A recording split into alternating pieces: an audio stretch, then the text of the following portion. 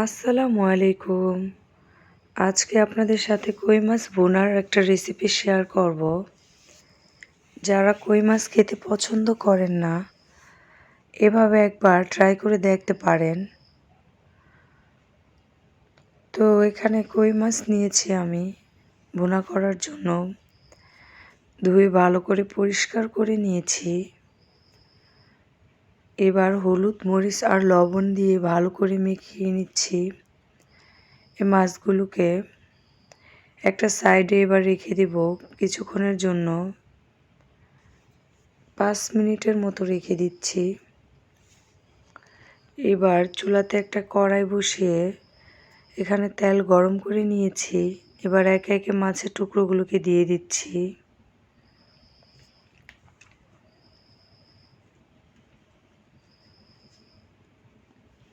একটা পিঠ ভাজা হয়ে গেলে একটু উল্টিয়ে নিচ্ছি।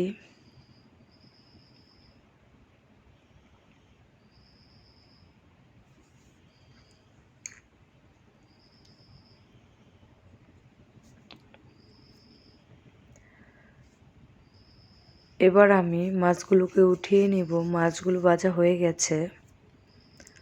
আর সেম প্রসেসে বাকি মাছগুলোকেও ভেজে নিচ্ছি। এবার মাছ ভাজার যে অবশিষ্ট তেল ছিল সেটা অন্য একটা কড়াইতে নিয়ে নিয়েছি।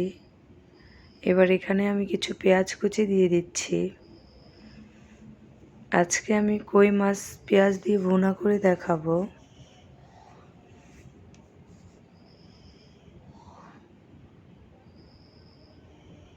কিছুক্ষণ ভাজার পর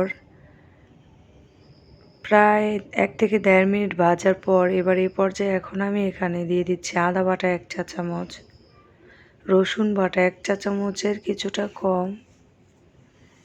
এবার আমি একটু পেঁয়াজ কুচির সাথে আদা রসুন বাটা মিক্স করে নিচ্ছি এবং একটু জাল করে নিচ্ছি। এবার এখানে দিয়ে দিচ্ছি কাঁচা জিরা বাটা আর ধনিয়া বাটা 1 চা চামচ। এবার কিছুক্ষণ একটু তেলের সাথে ভেজে নিব। ভাজাটা হয়ে গেলে এ পর্যায়ে এখানে আমি একটা টমেটো এরকম কুচি কুচি করে কেটে নিয়েছি আর 4-5টা কাঁচামরিচ দিয়েছি, মাঝখান থেকে ফালি করে নিয়েছি।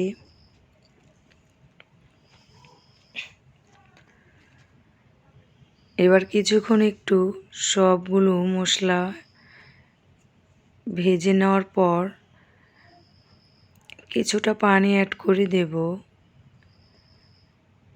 এবার এখানে আমি দিয়ে দিচ্ছি হলুদের গুঁড়ো 1/2 চা চামচ,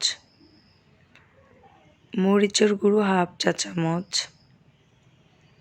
এবার নেড়ে চেড়ে হলুদ মরিচটা ভালো করে মিক্স করে নেব।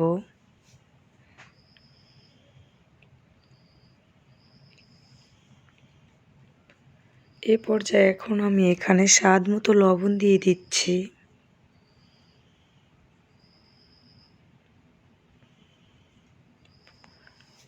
মশলাটা কষানো হয়ে গেছে। এবার আমি এখানে পরিমাণ মতো পানি অ্যাড করে দেব। এবার নেড়েচেড়ে একটা ঢাকনা দিয়ে ঢেকে দেব বলক ওঠা পর্যন্ত।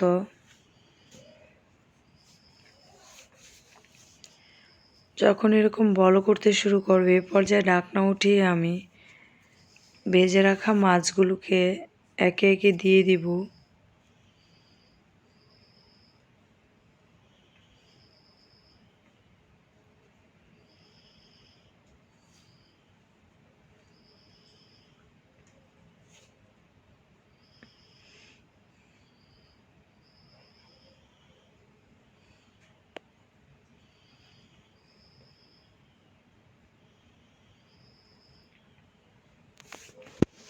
এবার একটা ঢাকনা দিয়ে ঢেকে দেব 2-3 মিনিটের জন্য। এবার ঢাকনাটাকে উঠিয়ে দেখাচ্ছি রান্নাটা হয়ে গেছে, ঝোলটাও টেনে গেছে। এই পর্যায়ে এখন আমি এটা চুলা থেকে নামিয়ে নিচ্ছি।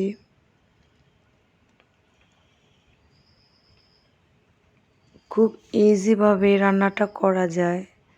এভাবে কই মাছ রান্না করে খেয়ে দেখতে পারেন, অসম্ভব মজা।